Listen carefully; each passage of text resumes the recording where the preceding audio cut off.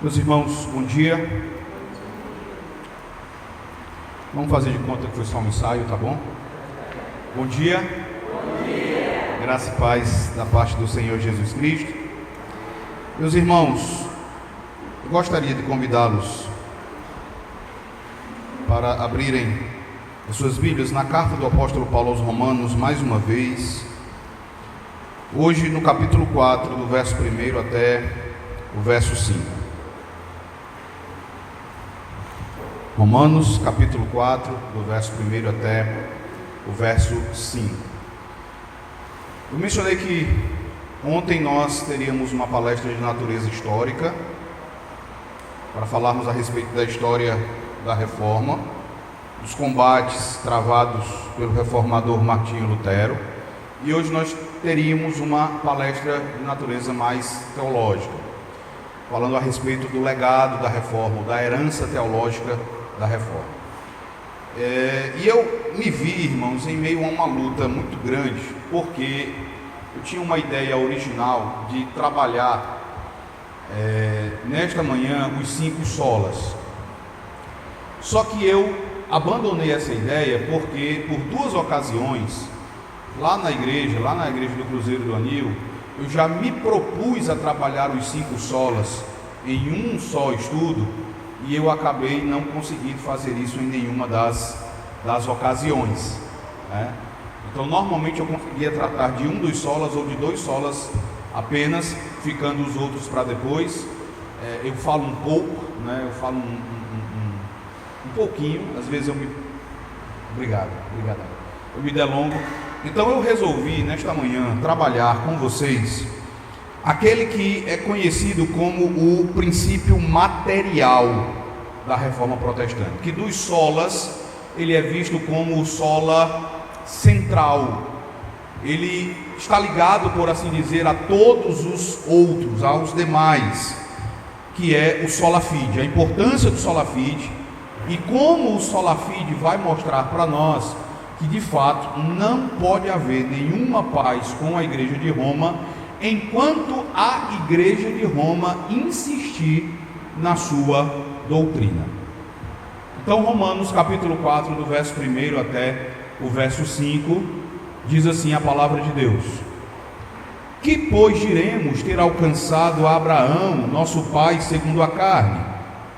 Porque se Abraão foi justificado por obras, tem de que se gloriar, porém não diante de Deus. Pois que diz a Escritura? Abraão creu em Deus e isso lhe foi imputado para a justiça. Ora, ao que trabalha, o salário não é considerado como favor, e sim como dívida. Mas ao que não trabalha, porém crê naquele que justifica o ímpio, a sua fé lhe é atribuída como justiça. Amém. Irmãos, se vocês tiverem a oportunidade de ouvir um apologeta católico romano falando a respeito dos 5 solas, você vai vê-lo dizer algo mais ou menos assim: dos 5 solas, nós católicos aceitamos 3, nós rejeitamos apenas 2 dos 5 solas.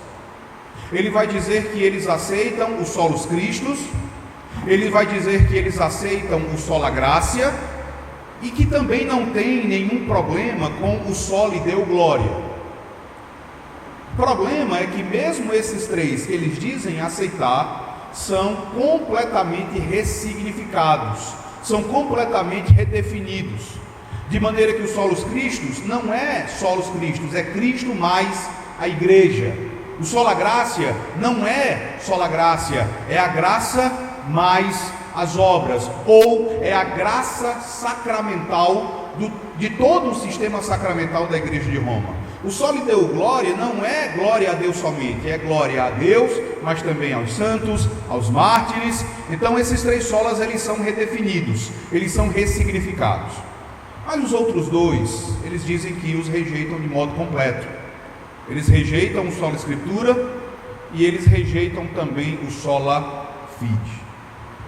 E exatamente por isso, irmãos, é que o sola fide, que é negado pelo catolicismo romano, ele se tornou conhecido como o princípio material da reforma. E quando nós dizemos que o sola fide é o princípio material da reforma, de modo bem simples, nós estamos dizendo que ele é a matéria que foi abordada, a matéria de suma importância que foi tratada pela reforma protestante. E o sola fide é a matéria mais importante da reforma, porque ele vai lidar com a pergunta mais importante, a pergunta mais crítica que qualquer pessoa pode fazer: de que maneira eu posso ser colocado em posição correta diante de Deus? De que maneira eu posso ser justificado? De que forma eu posso ser perdoado por Deus, de maneira a agora desfrutar do amor de Deus? Como Deus pode se relacionar comigo, sendo eu pecador? Essa é a pergunta mais importante que qualquer pessoa pode fazer. E a resposta a esta pergunta, meus irmãos, é a justificação.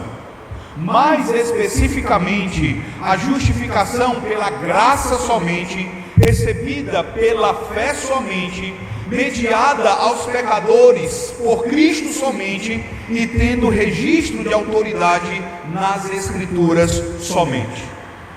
Então, o sola fide, meus irmãos, ele está direta e intimamente relacionado com tudo que foi tratado pelos reformadores e de modo muito direto com a justificação pela fé.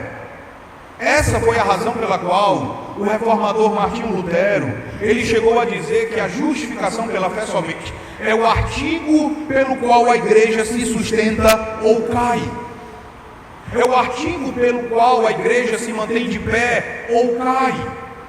E é justo dizer isso, é justo afirmar que este é o artigo pelo qual a igreja se mantém de pé ou cai, porque se a justificação, pense nisso, se a justificação for o resultado de algo mais além da graça de Deus, como por exemplo as obras que nós praticamos, se a justificação é resultado de fé mais obras, então é certo que nós não vamos permanecer justificados por muito tempo.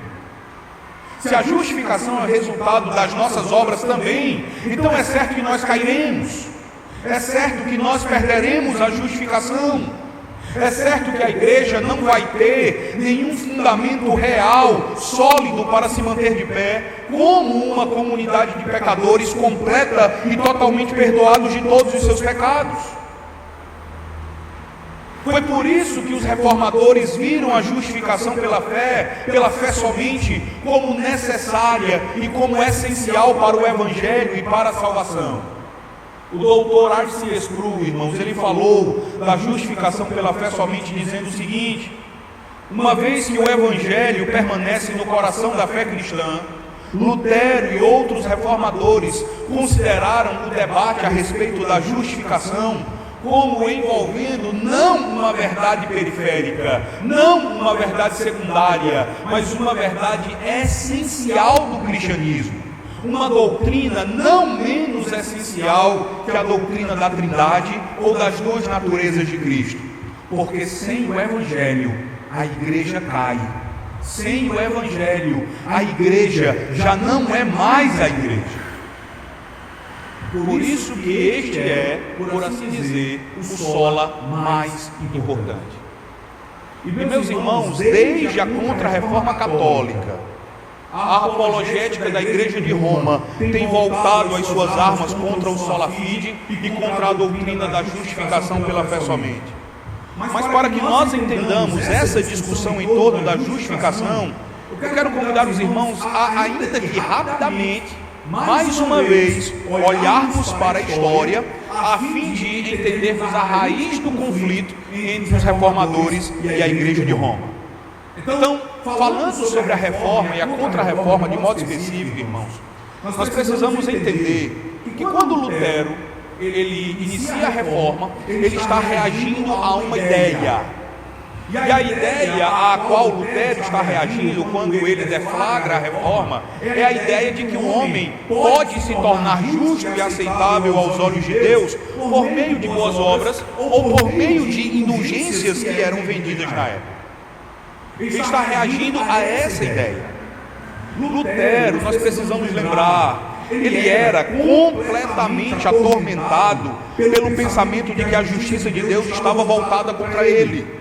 Ele se via como pecador. Ele tinha uma consciência muito aguda a respeito dos seus pecados.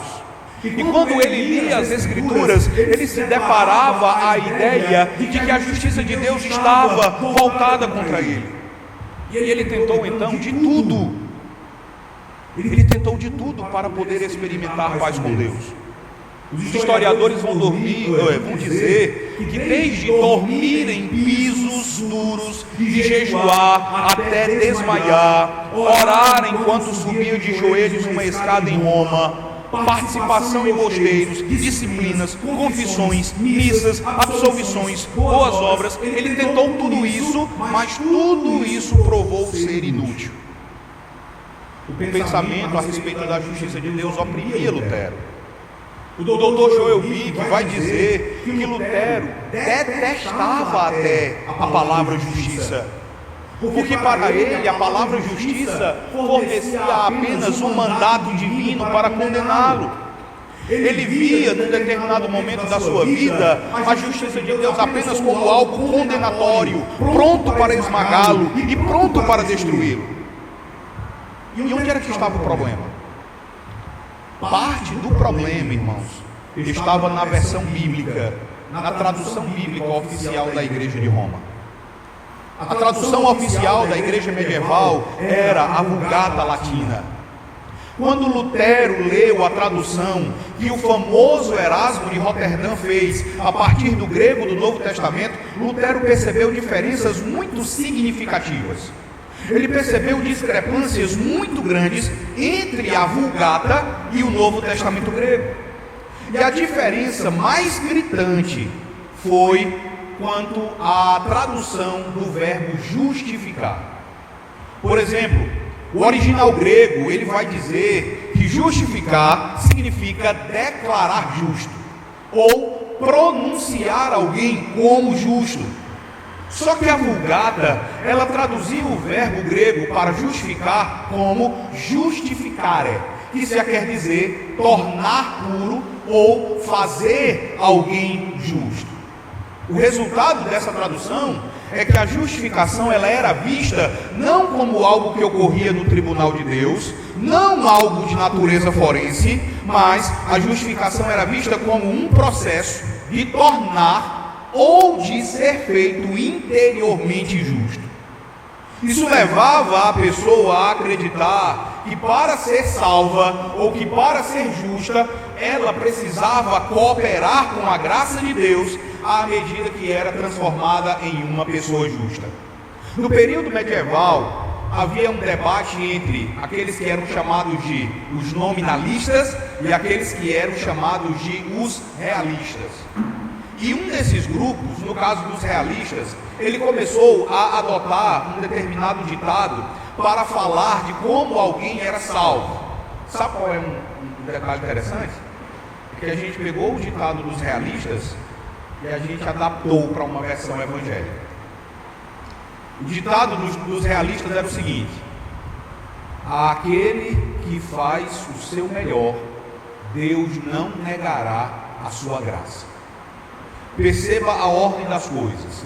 Tudo se inicia com você, você se esforça, você faz o seu melhor, Deus, vendo o seu esforço, Ele então derrama da sua graça sobre você. Aquele que faz o seu melhor, Deus não negará a sua graça. Veja que a ideia é de cooperação. E eu disse que há uma versão evangélica desse ditado. Sabe qual é? Eu espero que ninguém nunca tenha citado esse ditado aqui, dizendo até assim: pastor Otoniel, mas tem aquele texto da palavra de Deus, tem aquele versículo da Bíblia que diz assim: faz por ti. É a versão evangélica do aquele que faz o seu melhor, Deus não negará a sua graça. Eu faz por ti, que eu te ajudarei. A justificação começou a ser vista como esse processo pelo qual, através da cooperação com a graça, a pessoa se tornava interiormente justa. Só que Lutero, ele cooperava na cabeça dele, ele se esforçava, ele lutava, ele jejuava, ele se disciplinava, ele se flagelava, mas ele não se via como uma pessoa justa. Ele olhava para si e ele não via nenhuma justiça em si mesmo.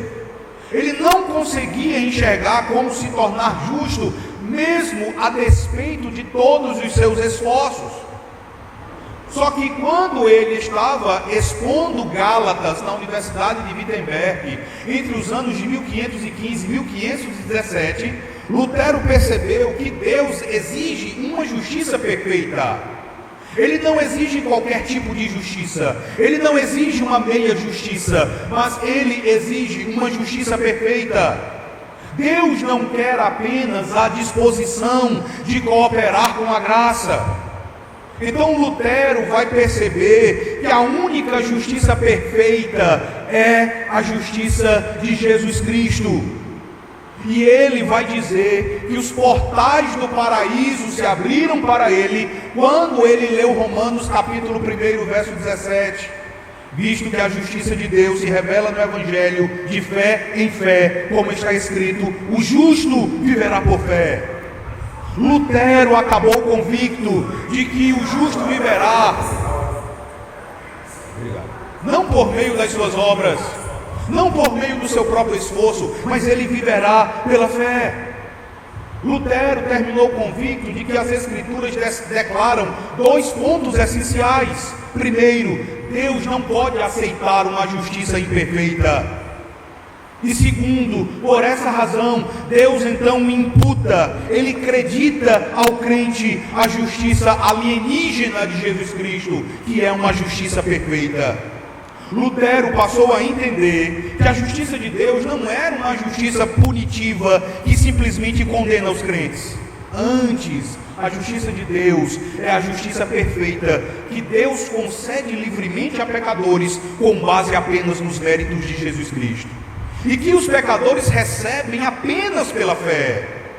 Exatamente por isso é que o crente ele é, ao mesmo tempo, de acordo com Lutero, justo e pecador. Ele é simultaneamente justo e pecador, porque ele não é justo em si mesmo, mas a justiça que ele possui é a justiça de Cristo imputada a ele. Aqui eu já quero fazer uma aplicação a respeito da maneira como nós oramos às vezes, tá? Pode ser que aqui alguém um dia já tenha se levantado e tenha feito a seguinte oração: Senhor, nós te agradecemos porque tu olhas para nós não com o teu olhar de justiça, mas tu olhas para nós com o teu olhar de misericórdia. Já viram isso? Ninguém nunca orou assim aqui? Não precisa levantar a mão não, se acusar, tá? Mas veja, essa oração ela é comum. Senhor, nós te louvamos porque tu não olhas para nós com o teu olhar de justiça, mas tu olhas para nós com o teu olhar de misericórdia. Deus não pode negar um dos seus atributos para manifestar o outro. Significa dizer que ele olha também para você com o olhar de justiça dele. Só que, o que é que ele vê em você quando ele olha para você? A justiça do Filho dele. Você não é fulminado, você não é destruído, não é porque Deus decide não olhar para você com justiça. Ele olha para você com o olhar de justiça dele. Só que eu e você, nós não somos destruídos, porque ao olhar para nós, ele vê a justiça do Filho dele imputada, creditada a nós. Lutero entendeu isso. Quando ele comentou Romanos, capítulo 3, verso 28, Lutero disse o seguinte: pois nós sustentamos, reconhecemos e afirmamos, podemos concluir do que é dito, que um homem é justificado, considerado justo diante de Deus, quer grego, quer judeu, pela fé, independentemente das obras da lei, sem a ajuda, sem a necessidade das obras da lei. Melanchthon, o discípulo mais famoso de Lutero, ele expressando o sola fide, ele escreveu o seguinte no artigo 4º da Confissão de Augsburgo, que foi escrita em 1530.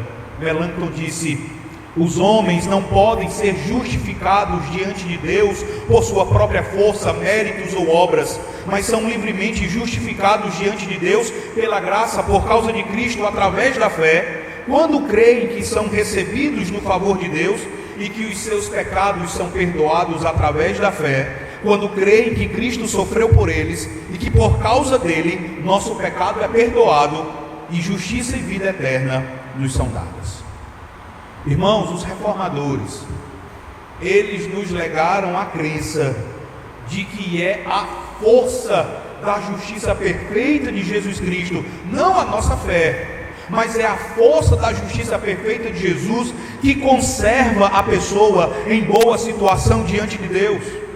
Mas eles ensinaram que é somente pela fé, não por meio de nada que você faça, mas apenas por meio da fé, que alguém pode desfrutar dessa boa situação. Só que, como era de se esperar, Roma vai reagir a esse ensino dos reformadores sobre a justificação pela fé somente. E essa reação nós vamos encontrar a sua maior expressão justamente no Concílio de Trento, que, como foi mencionado ontem, foi parte da assim chamada Contra-Reforma Católica. O Concílio de Trento, irmãos, ele se reuniu ao longo de 18 anos, não de maneira ininterrupta, mas ele experimentou algumas interrupções, ele foi suspenso em várias ocasiões por conta de guerras e por conta de outras questões. Mas o Concílio de Trento, ele vai acontecer de 1545 até 1563. E é nesse concílio que em 1547 nós vamos encontrar um famoso decreto sobre a justificação. Nesse decreto, o Concílio de Trento vai falar a respeito do modo e preparação para a justificação. O decreto vai dizer que a justificação ela é subordinada ao batismo. Significa dizer que para que alguém seja justificado, de acordo com a Igreja de Roma, essa pessoa tem de primeiro receber o batismo.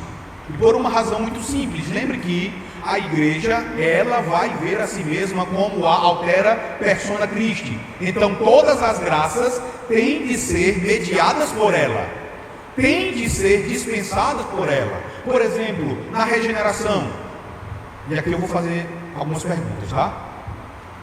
Como é que Deus regenera a pessoa? Quando Deus regenera o pecador, ele age onde? O que é a regeneração? Um de cada vez. Digam assim, regeneração, bora? É o ato de Deus, pelo qual, de maneira soberana, Ele implanta no coração o princípio da nova vida, através do qual o pecador é ressuscitado espiritualmente, vivificado espiritualmente. Muito bem, vocês estão afinados. Então, regeneração, irmãos, de um modo bem simples, é o ato de Deus pelo qual Ele tira o nosso coração de pedra e nos dá um coração de carne. Ele nos vivifica. E quando Deus regenera alguém, Ele atua direto onde? No coração, sem mediação de nada, mas Ele vem direto no coração e vivifica esse coração. A Igreja Católica vai dizer que não. A regeneração vem por meio do batismo. Perceba, tudo tem de passar por ela. Então alguém tem que ser batizado para poder ser regenerado. A graça, ela já não é mais de maneira imediata, ela não é concedida diretamente ao pecador, é por meio da igreja. E ela vai fazer a mesma coisa em relação à justificação. Tem de ser por meio do batismo. E quanto à fé, Trento vai dizer que a fé é apenas o começo da justificação. Aqui você já tem um exemplo da pesada sacramentologia da Igreja de Roma. Porque para que você seja justificado, o batismo vai se mostrar como algo indispensável. Tanto é assim que logo mais à frente o decreto vai falar do batismo como a causa instrumental da justificação. No capítulo seguinte, a respeito da essência da justificação, o decreto vai dizer o seguinte, veja: a justificação não é somente a remissão dos pecados, mas é ao mesmo tempo a santificação e a renovação do homem interior pela voluntária recepção da graça e dos dons. Então observem que no pensamento católico romano na justificação, Deus não apenas declara você justo, mas Ele faz você justo interiormente. Na justificação, diz o decreto, a nossa alma é renovada espiritualmente, e não só passamos por justos, mas verdadeiramente nós somos justos. Trento vai fazer uma confusão muito grande entre a justificação e a santificação, porque a santificação é a obra interior pela qual Deus nos faz justos. Na justificação nós somos declarados justos, e na santificação, por meio da contínua transformação que o Espírito realiza em nosso coração, nós somos então feitos justos de maneira progressiva. Só que Trento confunde as duas coisas, ou Trento junta as duas coisas. Outro detalhe sobre a doutrina de Trento a respeito da justificação é que a justificação é algo que pode ser perdido e pode ser recuperado pelo crente. Uma vez que a graça da justificação recebida através do batismo pode ser perdida, a causa instrumental secundária da justificação, Trento vai dizer, é o sacramento da penitência. Veja, há uma causa instrumental primária, que é a fé, mas como é que você demonstra essa fé? Quando você se apresenta para receber o batismo. Há uma causa primária, você é batizado, você é justificado, mas a justificação pode ser perdida. Como é que você vai então recuperar a sua justificação? Há uma causa secundária. Há uma causa instrumental secundária, que é o quê? O sacramento da penitência. No capítulo 14 desse decreto sobre a justificação, o Concílio de Trento declara: aqueles que pelo pecado perderam a graça da justificação que haviam recebido, poderão novamente ser justificados, se movidos por Deus, procurarem recuperar a graça perdida por meio do sacramento da penitência, em virtude do merecimento de Cristo. A suma de tudo isso, meus irmãos, é que no catolicismo romano, a justificação pela fé, ela não é pela fé somente. Roma vai dizer, não, a justificação é pela fé. Inclusive, entre 1994, isso aqui é um problema muito grande, tá? Entre 1994 e 1999, houve uma reunião entre católicos romanos e luteranos, e como fruto dessa reunião, foi escrita uma declaração conjunta a respeito da justificação. E aí os teólogos luteranos, eles saem desse encontro, não é, se vangloriando, dizendo assim: finalmente nós alcançamos um entendimento com a Igreja Católica Romana a respeito da justificação. Roma também afirma a justificação pela fé. Afirma. Roma diz que a justificação é pela fé. Só que falta algo aí. É pela fé. Não é pela fé somente. E a diferença entre as duas coisas é enorme. Uma coisa é você dizer que, não, eu creio que a justificação é pela fé, mas isso dá abertura para você crer que é a fé mais algo, a fé mais as obras, a fé mais a penitência, a fé mais a graça sacramental. Outra coisa é você dizer que crê que a justificação é pela fé somente. E no catolicismo, irmãos, a fé, ela não é a causa instrumental da justificação. Trento vai dizer que a causa da justificação está nos sacramentos, primeiro no batismo e depois no sacramento restaurativo da penitência. No capítulo 15 do decreto, o Concílio de Trento vai dizer explicitamente o seguinte, preste atenção, a citação é longa, mas vale a pena. Trento vai dizer: também contra fraudulentos espíritos de certos homens, eles estão falando aqui dos reformadores, também contra fraudulentos espíritos de certos homens, que com suaves palavras e lisonjas enganam o coração dos incautos, se deve assegurar que a graça da justificação, uma vez recebida, não se perde apenas pela infidelidade, por meio da qual se perde a própria fé, mas também por qualquer outro pecado mortal, mesmo quando não se perca a fé.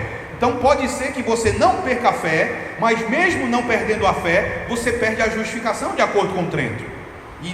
E o decreto continua dizendo: Por ali se deve defender a doutrina da lei divina, que exclui do reino de Deus não só os infiéis, mas também os fiéis: fornicadores, adúlteros, efeminados, sodomitas, ladrões, avarentos, beberrões, maldizentes, gatunos e todos os que cometem pecados mortais, dos quais se podem abster com o auxílio da graça divina e pelos quais se separam da graça de Cristo. Há muita coisa complicada aqui nessa declaração do Concílio de Trento. Mas observem, irmãos, como se dá o relacionamento entre a fé e a justificação. Trento vai dizer que a graça da justificação, ela pode ser perdida de duas maneiras. A primeira delas é através da infidelidade. Quando você é um infiel, você perde não apenas a justificação, mas você perde também a própria fé. Só que quando Trento fala da segunda maneira pela qual a graça da justificação pode ser perdida, a situação fica ainda mais problemática, porque de acordo com o decreto, é possível a pessoa cometer um pecado mortal, é possível a pessoa apartar-se da graça de Cristo e mesmo assim ainda ter fé. Ora, meus irmãos, se é possível ter verdadeira fé, mas não ser justificado, significa dizer que a justificação não é pela fé somente, de acordo com o Concílio de Trento. João Calvino, ele vai apresentar uma interessante crítica ao posicionamento de Trento. Calvino vai dizer que considerar a fé apenas como o início da justificação é repugnante ao senso comum. E para fundamentar a sua crítica, Calvino faz uso do exemplo de Abraão em Romanos. Calvino vai dizer que a fé não lhe abre um acesso à justiça, a fim de que a sua justificação possa ser completada depois em outro lugar. E Paulo finalmente conclui que nós, uma vez justificados, nós permanecemos na graça que obtivemos por meio da fé. Para Calvino, irmãos, o ensino católico romano está muito distante do ensinamento do apóstolo Paulo. E ele vai concluir dizendo que está superabundantemente claro que a completude, não apenas o início, mas a completude da justificação deve ser atribuída à fé. Você pode de repente perguntar: mas por qual motivo, para Calvino, é tão importante atribuir à fé a totalidade da justificação? Simplesmente, irmãos, porque todo o fundamento da justificação está na imputação da justiça perfeita de Cristo ao crente. Calvino vai dizer que o que é requerido para a nossa justificação é a imputação da justiça de Cristo, e essa justiça é imputada no momento em que a fé se faz presente. Isso aqui vai nos levar ao próximo problema com a doutrina católica romana da justificação. E o que nós ainda precisamos entender sobre o pensamento de Trento a respeito da justificação, irmãos, é que, de acordo com Trento, não é a justiça de Cristo que é imputada ao crente. Percebam os vários problemas com a doutrina do Concílio de Trento a respeito da justificação. Trento vai terminar dizendo que não é a justiça de Cristo que é imputada a você, não é a perfeição da justiça de Cristo que é concedida por Deus ao crente, antes é uma justiça que é infundida no crente. Nós cremos que a justiça de Jesus Cristo, ela é creditada ao crente, enquanto o romanismo vai dizer que há uma justiça de Cristo que é infundida no crente. Qual é a diferença e qual é a implicação dos dois pensamentos? Essa infusão, irmãos, ela não realiza a justificação, ela só torna a justificação possível. Veja, você não é justificado de fato. A justiça de Cristo é infundida em você, mas ela só vai tornar possível que você seja justificado. Você só vai ser justificado de fato se você assentir com isso e se você cooperar com essa graça. Quando Trento fala dessa infusão, ele a compara à seiva da videira, lá em João capítulo 15. Trento vai dizer que, porquanto Jesus Cristo mesmo dá a sua força aos justificados, como a cabeça aos membros e a vida aos ramos, esta força sempre antecede as boas obras, acompanha-as e as segue, e sem ela de nenhum modo poderiam ser agradáveis a Deus e meritórias. Então, quando Roma faz um apelo a João capítulo 15, falando de Jesus como a videira verdadeira e dos crentes como os ramos que recebem a seiva da videira, crente quer dizer que, assim como a videira infunde a sua seiva nos ramos, para que os ramos produzam fruto, assim também Jesus Cristo infunde a sua justiça perfeita nos crentes, para que eles tenham a força necessária para realizarem as boas obras meritórias, e assim, dessa forma, consigam satisfazer a lei divina e a seu tempo conseguir a vida eterna. Fé mais obras, com um destaque especial dado às obras.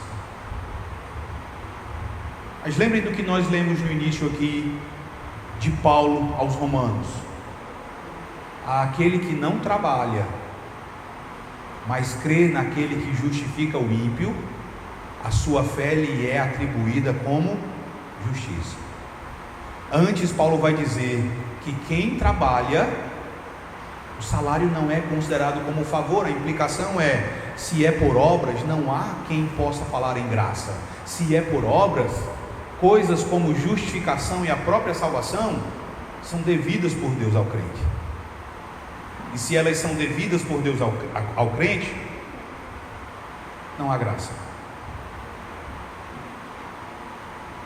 Aí de repente você, estudando a história da Igreja Católica, você vai dizer assim: pastor, de fato, a doutrina da justificação em Trento, ela é muito complicada, mas o Concílio Vaticano realizou muitas mudanças na Igreja Católica. O Concílio Vaticano tornou a Igreja Católica mais próxima do Evangelho. Deixa eu dizer um detalhe para vocês. A Igreja de Roma, ela tem um lema, e ela se orgulha desse lema. O lema da Igreja de Roma é Semper Edem. Significa dizer, ela é sempre a mesma. Um dos grandes orgulhos da Igreja de Roma é que ela não muda. Ela não muda a sua doutrina, ela não revisa a sua doutrina. Roma vai dizer que se há alguma mudança, não é na doutrina, é somente na forma de apresentar a doutrina, é somente na abordagem às pessoas. Lembra que eu falei ontem de 3 concílios que Roma realiza do início da Idade Moderna para cá? O Concílio de Trento, o Concílio Vaticano I e o Concílio Vaticano II. Eu mencionei que os 2 primeiros, Trento e Vaticano I, foram concílios de natureza combativa, antagônica. Vaticano II não. Vaticano II é um concílio extremamente sossegado, de acordo com muitos. Não combate nenhum inimigo, não amaldiçoa ninguém, não anatematiza ninguém. Pelo contrário, ele vai olhar para os teólogos da libertação e vai dizer: vocês têm lugar entre nós. Eles vão olhar para os carismáticos e vão dizer: vocês também têm lugar entre nós. O Concílio Vaticano II vai olhar para os críticos liberais e vai dizer: vocês também não estão excluídos, vocês também têm um lugar na igreja.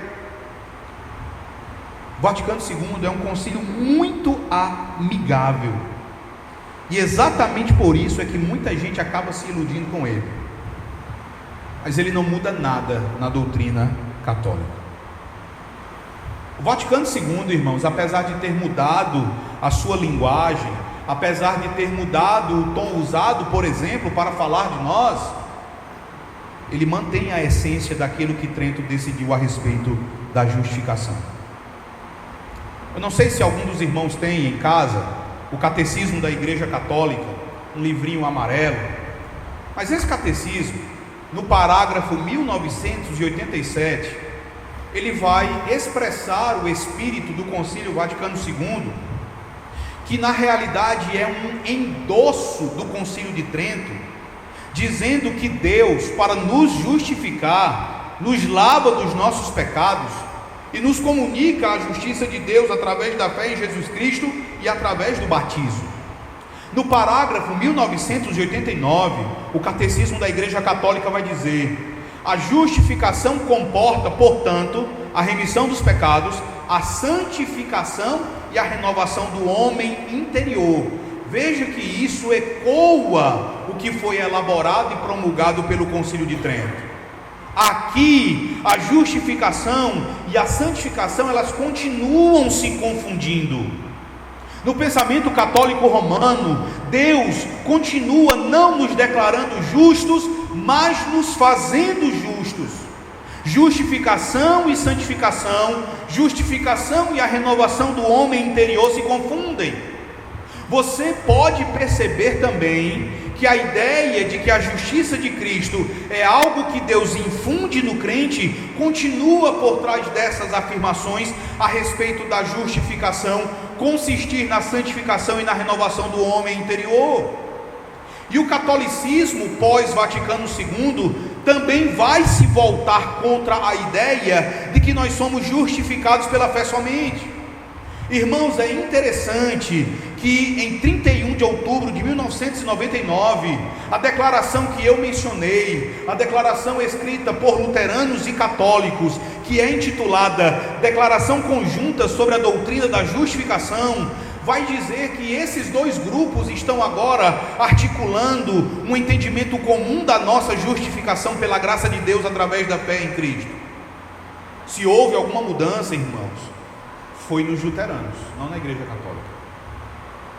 Se houve alguma mudança, foi na forma como os luteranos afirmam a justificação, que se apartaram daquilo que foi ensinado por Lutero, que se apartaram daquilo que foi ensinado por Philippe Melanchthon. Não houve qualquer mudança na maneira como o catolicismo romano entende a justificação.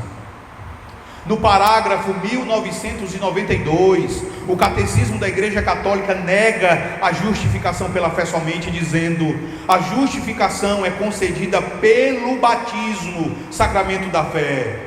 Mais uma vez, a causa instrumental da justificação é o batismo, não é a fé, não é a confiança, não é o descansar na justiça perfeita de Jesus Cristo.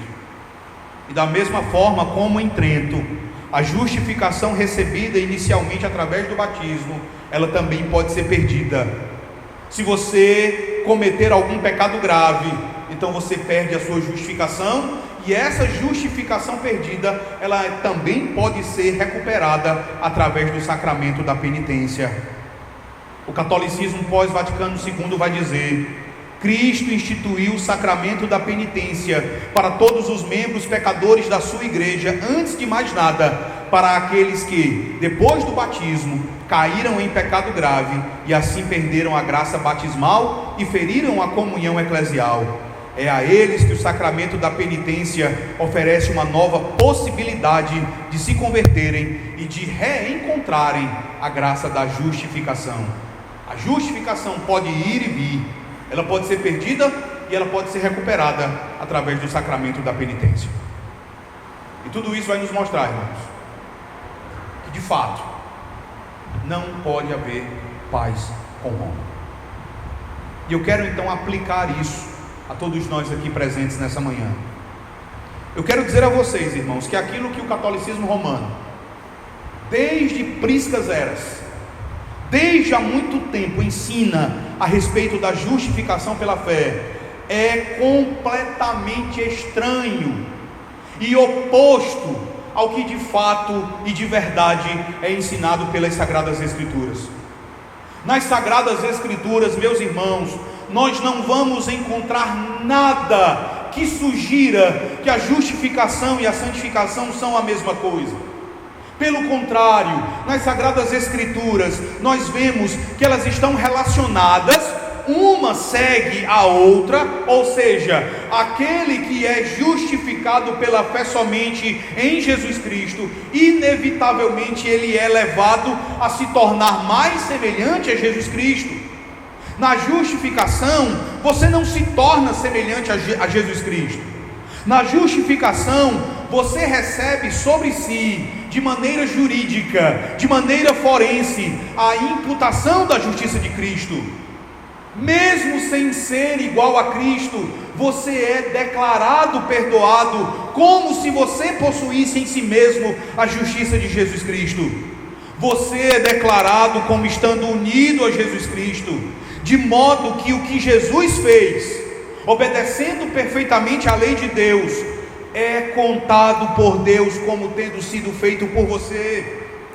Mas é na santificação que paulatina e progressivamente você vai se tornar mais parecido com o Senhor Jesus Cristo.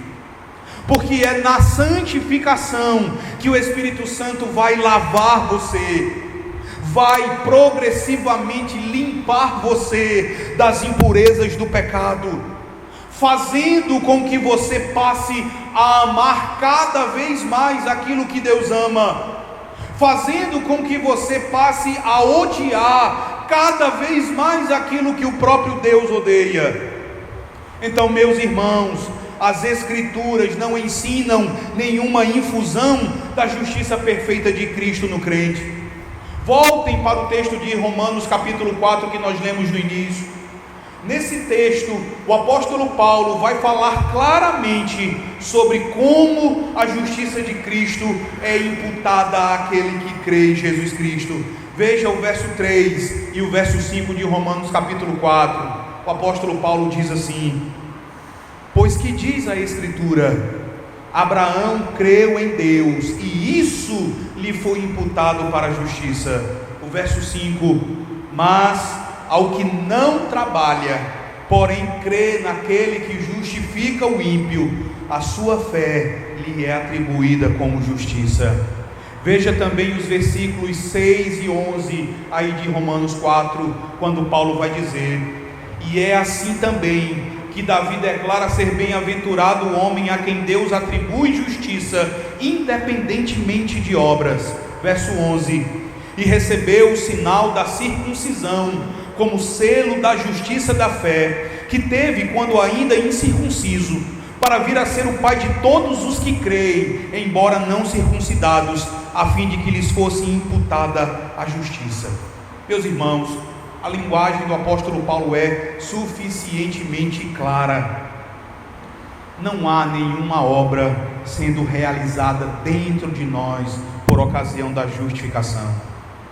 Na justificação, a obra é realizada fora de nós, e ela é realizada não de maneira progressiva, mas de uma vez por todas, no tribunal de Deus, quando o Senhor imputa a nós a justiça perfeita, quando o Senhor acredita a nós a obediência perfeita do seu amado Filho, o nosso Redentor Jesus Cristo. Em terceiro lugar, na justificação não há nenhum espaço para outra coisa que não a fé como a única causa instrumental. Meus irmãos, a justificação de fato e de verdade, ela é recebida pela fé somente. De forma alguma a justificação é merecida por nossas boas obras. De forma alguma a justificação é recebida pelo fato de nos submetermos ao batismo. É pela fé somente, é porque você descansa em Cristo somente, como você pode ler mais uma vez aí em Romanos 4, verso 5, quando Paulo vai dizer, falando de você, tome isso para si. Paulo diz que você não trabalha, mas você crê naquele que justifica o ímpio, por essa razão a sua fé lhe é atribuída como justiça. Nós não trabalhamos, nós não realizamos nada, nós não fazemos nenhuma boa obra, nem mesmo o batismo, e ainda assim somos justificados. Meus irmãos, se nós trabalhássemos pela nossa justificação, nós não poderíamos falar do favor de Deus. Se nós trabalhássemos pela nossa justificação, nós não poderíamos falar da graça de Deus nos alcançando. Porque se nós trabalhássemos, a justificação seria meritória, seria algo meritório nosso, seria uma dívida de Deus para conosco. Mas nós não fizemos nada, meus irmãos. A única pessoa que mereceu a nossa justificação, vocês sabem quem foi? Quem foi? Quem foi a pessoa que mereceu a nossa justificação? Você pode tomar para si e perguntar: quem foi a pessoa que mereceu a minha justificação? Quem foi? Digam Jesus Cristo, digam. Foi Jesus Cristo. Quando a reforma fez 500 anos, Estava em casa sem fazer nada, e aí o pessoal diz que mente vazia, né? Estava em casa sem fazer nada, e eu disse assim, rapaz, eu vou escrever a pastoral do boletim de domingo, e eu vou matar os meus presbíteros do coração. Aí eu escrevi uma pastoral e eu coloquei no título o seguinte: a justificação é pelas obras sim. E publiquei a pastoral. Quando eu cheguei na igreja, domingo de manhã, os presbíteros estavam me esperando. Aí eles me chamaram, estavam com um boletim, pastor, e essa pastoral aqui?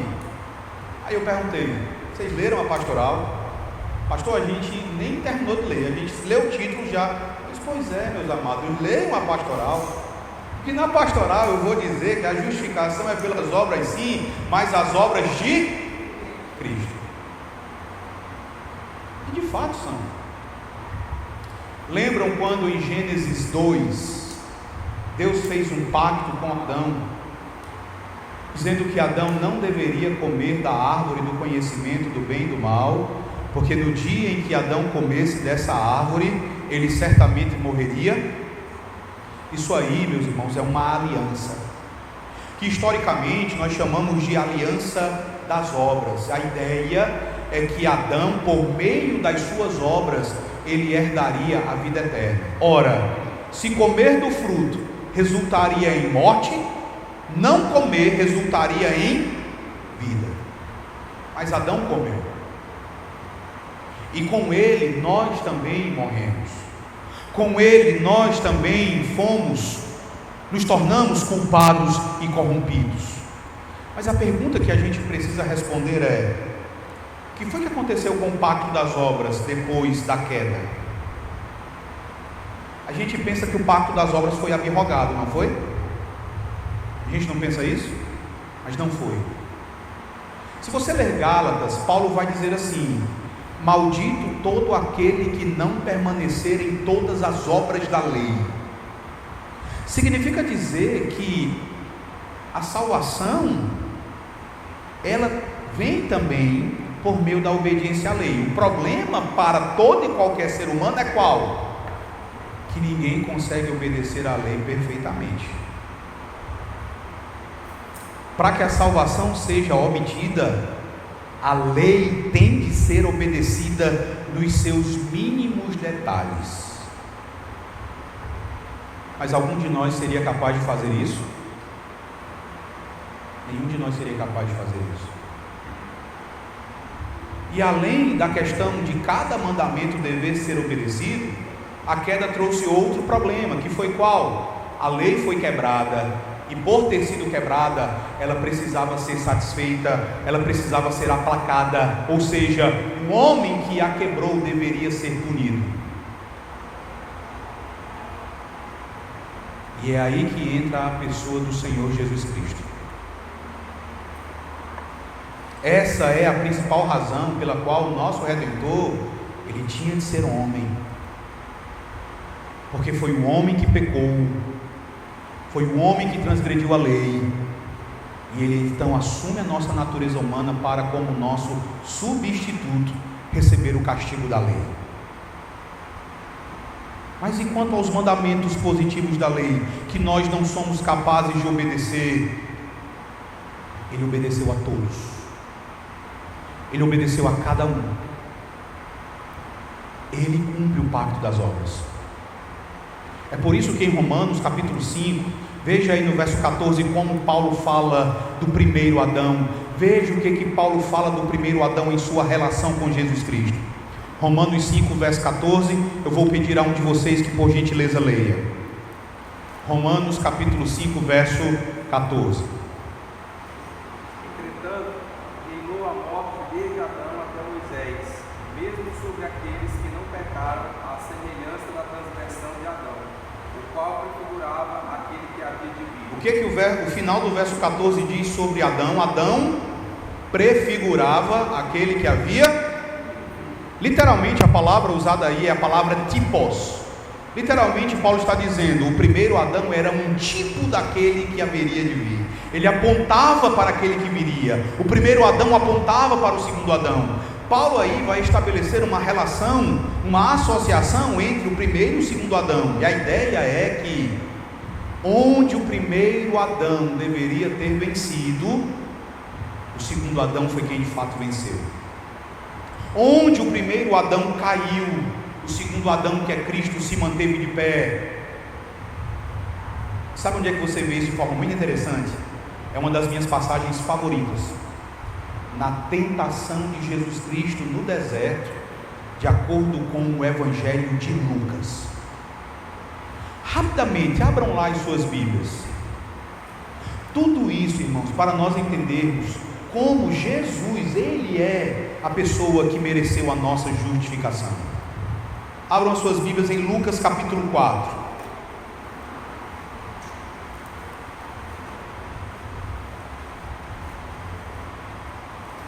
Eu pergunto e vocês respondem, tá? O que nós temos aí do verso 1 até o verso 13 do capítulo 4 de Lucas? Qual é essa narrativa? A tentação de Jesus. Qual é a narrativa no capítulo 3, versos 21 e 22? Batismo de Jesus. Você percebe uma diferença em relação ao Evangelho de Mateus? Abram lá em Mateus, final do capítulo 3 e início do capítulo 4. Primeiramente Mateus 4, do verso 1 ao verso 11. Mateus capítulo 4, do verso 1 até o verso 11. Qual é a narrativa aí? E qual é a narrativa do final do capítulo 3? Batismo. Só que há uma diferença em relação a Lucas, né? Há algo em Lucas entre a narrativa do batismo e a narrativa da tentação.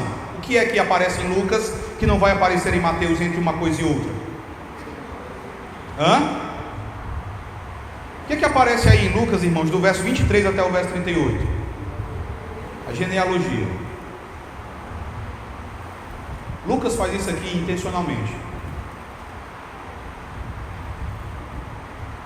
Em Mateus, a genealogia de Jesus aparece onde? No início do Evangelho. E aí há uma segunda diferença, porque você vai olhar e você vai dizer assim: a genealogia de Lucas é bem maior, ela é bem mais detalhada que a genealogia de Mateus. A genealogia de Mateus vai só até Abraão, enquanto que a genealogia de Lucas apresenta mais nomes e já vai até Adão. Por causa disso, você vai ver muitos estudiosos de orientação liberal dizendo que há uma contradição, porque as duas genealogias são diferentes, e não há nada de contradição. O que há aqui é o propósito de cada um dos evangelistas. Por exemplo, para que Mateus escreveu o seu evangelho?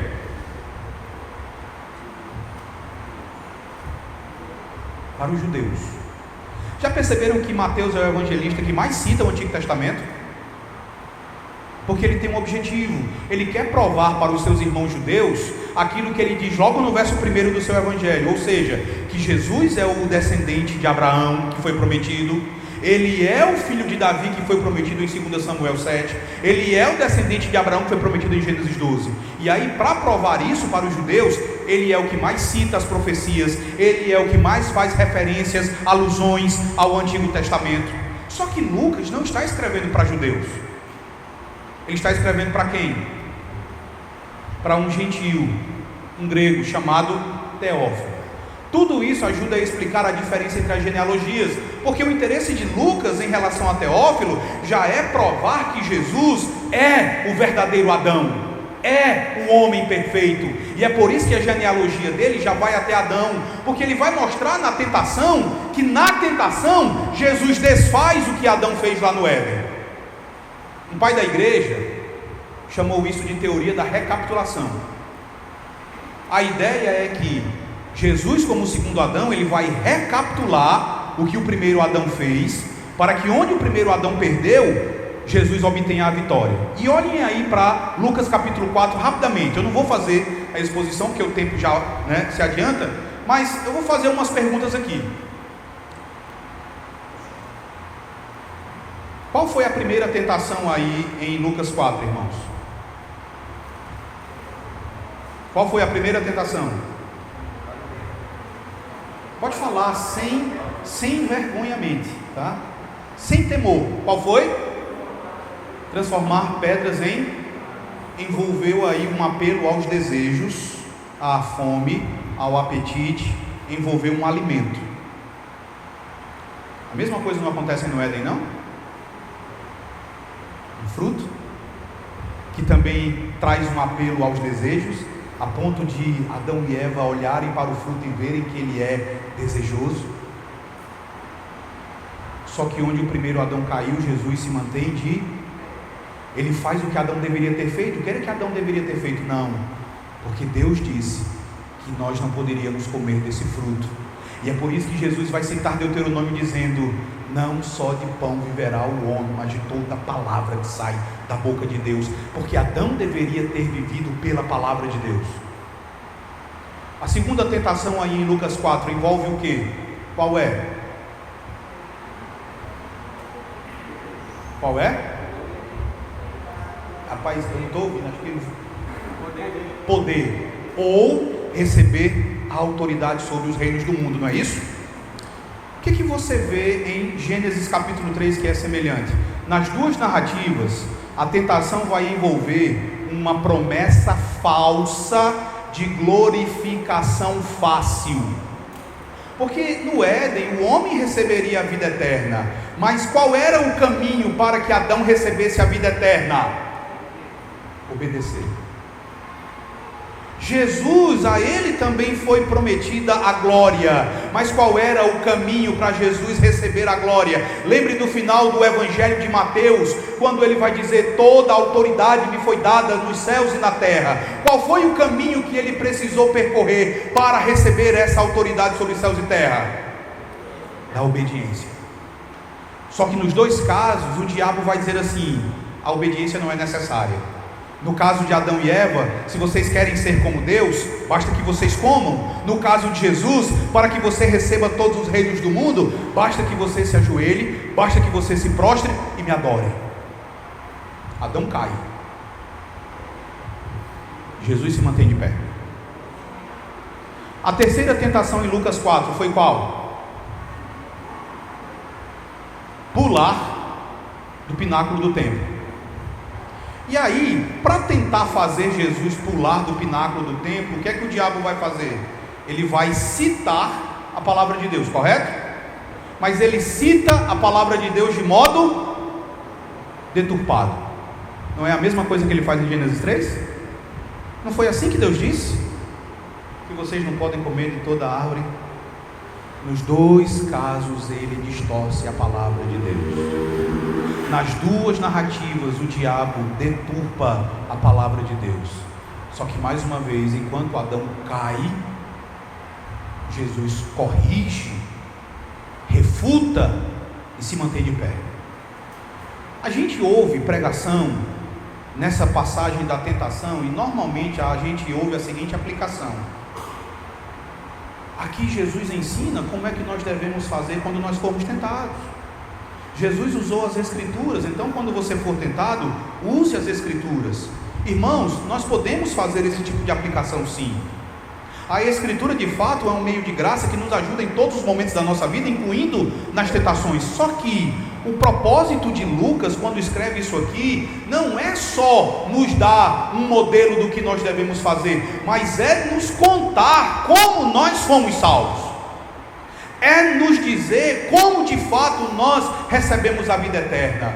Ele narra isso aqui para dizer que nós vencemos porque Cristo venceu e compartilha conosco da vitória dele sobre o diabo.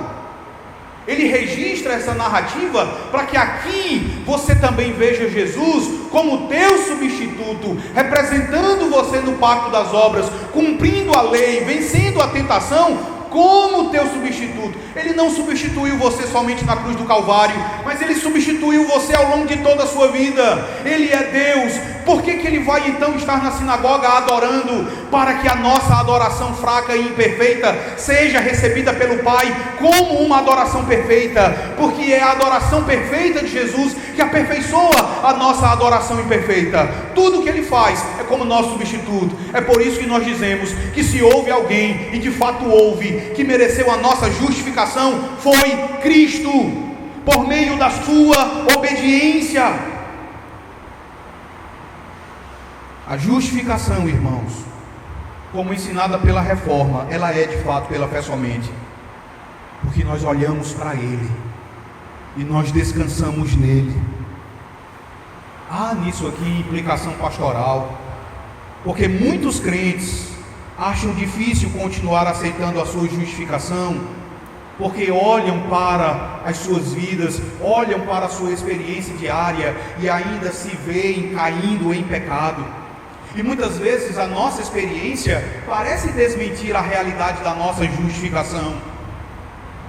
A nossa experiência nos faz duvidar da nossa justificação em muitas ocasiões. E é por isso que eu gosto muito de algo que um teólogo chamado Hendrikus Berkop diz. Ele disse o seguinte: é a justificação um evento que conscientemente experimentamos? E ele vai responder dizendo que a origem da justificação reside fora de nós, reside em Cristo. Na Bíblia e na interpretação da igreja, esse evento vem a nós como uma mensagem, uma palavra, não surge de nós mesmos. Uma vez na fé, nós estamos num mundo fora da nossa experiência. Nós recebemos o oposto da nossa experiência. Em face de algo tão contrário à experiência, é necessário que nos digam o que houve, vezes e mais vezes. Quando permitimos que nos digam, aí sim, isso entra na esfera da nossa experiência com um sentido de libertação, alegria, paz, alívio e segurança. E o que ele quer dizer com tudo isso é que a justificação não é algo que a gente sente, não é algo sentido por nós. Muitas vezes, por causa dos nossos pecados, nós podemos vir a duvidar de que fomos justificados. Mas, meus irmãos, nós devemos ser lembrados que nós somos salvos, que nós somos justificados, não por nossas obras de justiça, mas é pelas obras da justiça de Cristo. De maneira que tudo o que é requerido de você é que você olhe para Ele com fé sincera. Tudo o que é exigido de você é que você olhe para Ele com fé verdadeira. É que você deposite nele toda a sua confiança, ainda que você caia. Mas no chão, olhe para Ele. No chão, espere nele. No chão, confie nele. E nisso você pode ter a certeza de que nada vai abalar, nada vai alterar, nada vai modificar a tua justificação diante de Deus. Eu gosto muito, e aqui eu encerro, da palavra que você encontra no Catecismo de Heidelberg, na resposta à pergunta 60. A pergunta 60 do Catecismo de Heidelberg diz: como você é justo para com Deus? E o Catecismo responde: só pela fé em Jesus Cristo. Mesmo que me acuse a consciência de haver pecado gravemente contra todos os mandamentos de Deus, e de não haver jamais guardado qualquer deles, e mesmo que eu esteja ainda inclinado a todo pecado, não obstante, sem merecer de forma alguma, só pela sua graça, Deus me assegura e acredita a mim a perfeita expiação, justiça e santidade em Cristo, como se eu nunca houvesse pecado ou sido pecador, como se eu tivesse sido perfeitamente obediente, como Cristo foi obediente por mim. Tudo o que preciso fazer é aceitar o dom de Deus com um coração crente. Há duas vozes competindo pela nossa atenção. A voz do nosso próprio coração, que diz que por causa do nosso pecado nós não somos amados por Deus, nós não somos justos e nós estamos perdidos.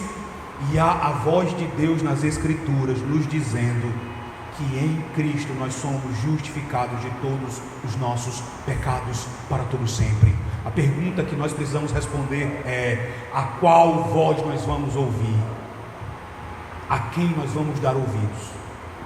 A voz do nosso coração enganoso ou a voz de Deus na sua palavra? A reforma ainda é importante, irmãos, porque Roma ainda insiste no erro. Roma insiste em pregar outro evangelho que não o evangelho da justificação pela fé somente. Essa verdade ela precisa ser proclamada ainda. Por isso a reforma ela ainda é importante. Por isso não pode haver paz com Roma. Que Deus, pois, nos abençoe e nos ajude a descansarmos na gloriosa verdade da justificação pela fé somente. Deus nos abençoe. Pastor Antônio.